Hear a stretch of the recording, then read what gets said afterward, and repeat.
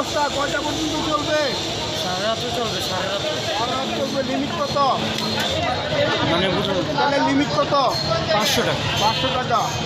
আজকে কি ডিপু থেকে কোনো গাড়ি আসছে? বুঝলেন, ডিপু থেকে কোনো গাড়ি আসছে? মানে হ্যাঁ আসছিল, দুপুরবেলা আসছিল। কয় গাড়ি চাল দিচ্ছে? এক গাড়ি ডালছে, মানে নর্মালি কয় গাড়ি যায়?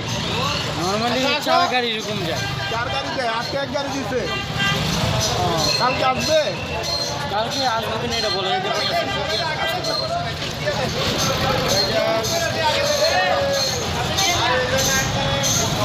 নর্মালি ডিপো থেকে এই পাম্পে 4 গাড়ি করে চাল দেওয়া হয়, সেখানে আজকে 1 গাড়ি চাল দেওয়া হয়েছে, মানে 1 লরি।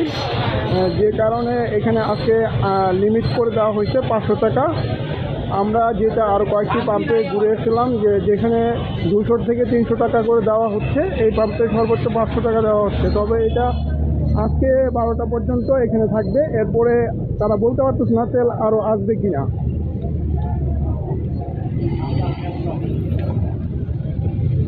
বড় ভাই কি এই পাম্পে আজকে প্রথম নাকি দিনের বেলা কোথাও তো নিচ্ছেন? না, মাঝে মাঝে এখানে নেই। এখান থেকে মাঝে মাঝে এখান থেকে নেই।